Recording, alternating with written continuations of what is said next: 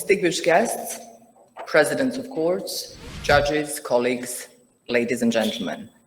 It is my great pleasure to welcome you all on behalf of the Air Center to the 8th Annual Regional Rule of Law Forum. Since the Rule of Law Forum took place in 2014, it has continued to evolve.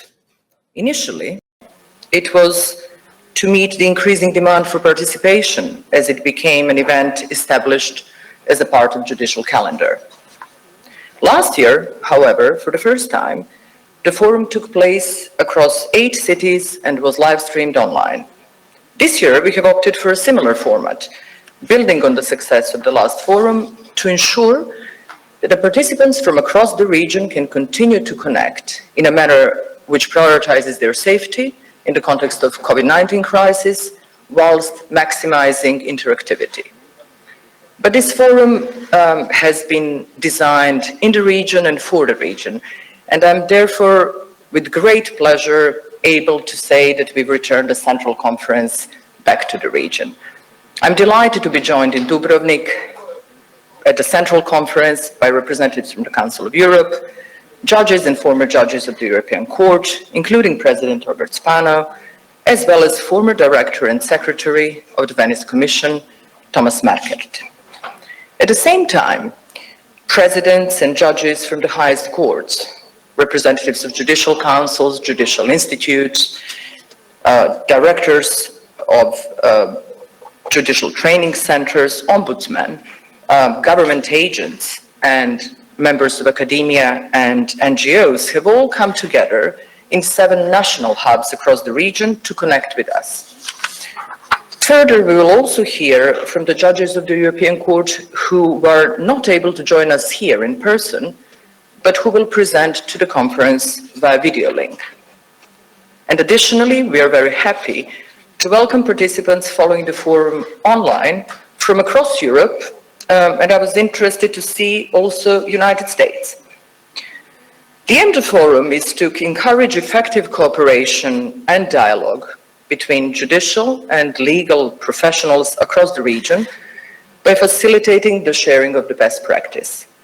And this is particularly important and relevant in the Western Balkans, given the many shared challenges that the countries of the region face, in particular in the fields of rule of law and judicial reform. And so I'm sure you will agree with us that the topic of this forum, the independence and impartiality of judiciary, is a vital one. The existence of an independent and impartial judicial system is required to hold states to account where their actions threaten human rights or run contrary to the rule of law.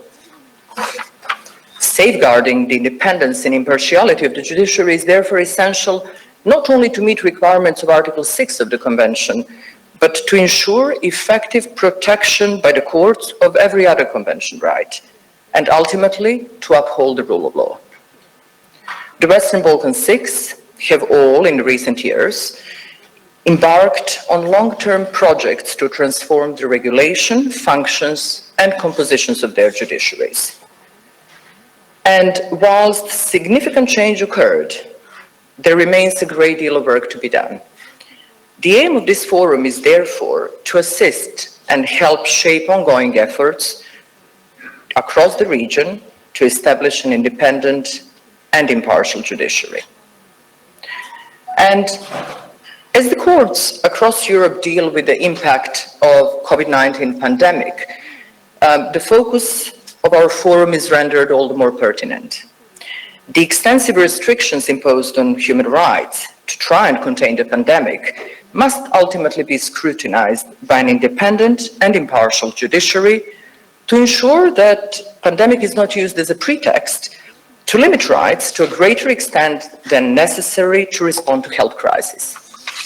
And at the same time, the pandemic has impacted the ability of courts to hold in-person hearings and to function at normal capacity. When considering how to deal with these cases, the need to safeguard the independence and impartiality of the judiciary must also be a central consideration. And whilst it's in a way easy for all of us to agree on the importance of the principle of independent and impartial judiciary, the question of how best to go about protecting it is a more difficult one. Indeed, the question of where exactly the balance of powers should lie between different branches of government and how exactly this balance should be regulated is of relevance across Europe. There are a number of areas in which a difficult balance must be struck, and the case law of both Strasbourg Court and CJU continues to develop in response to this question. Indeed, since we finalized and published the guide that is before all of you today and that is available on our platform, the new case law emerged from both CJU and European Court. An example is one judgment finding a breach of requirements of Article 6 in Poland, which represents one of 38 applications against Poland lodged between 2018 and 2021 concerning various aspects of reorganization of judicial system. Clearly, there is no one-size-fits-all approach that can be applied to safeguard independence and impartiality. Judicial reforms must take account of the political, constitutional, and historical context of each country. However, whatever measures are taken, they must comply with the principles and requirements developed by the Strasbourg Court under Article 6. These principles both serve as an important benchmark against which judicial reform must be assessed and as a vital starting point when designing future reforms. And we therefore hope that the discussions which will take place over the course of this forum will further participants' understanding of these principles, as well as helping identify some of the most effective manners by which they can be implemented in the countries of the region. I would now like to thank all of those who have made this forum possible. I extend my thanks to judges and former judges of the European Court who have been closely involved in the planning of this event, and in particular to President Robert Spano for joining us here today to deliver a keynote speech, which I know will inspire a stimulating exchange of views. The UK government and the government of Sweden for recognizing the importance of our work and giving us means to carry it out.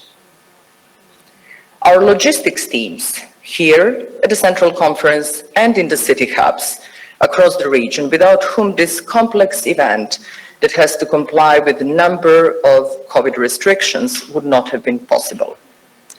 Further, our partners at Civil Rights Defenders, with whom we embarked on this journey back in 2014, as well as Konrad Adenauer Foundation for their partnership and support. Our moderators in the city hubs, who will facilitate domestic discussions and ensure we hear back from the participants across the region, and the interpreters who will enable this communication. And lastly, I would like to thank my team at the Air Center for their hard work over the past few months so that we are able to present the publication before you today. By way of closing remark, I would like to thank everyone participating here across the region and online for the enthusiasm you have shown in joining the forum. I wish you 2 very successful days and look forward to the discussions ahead of us.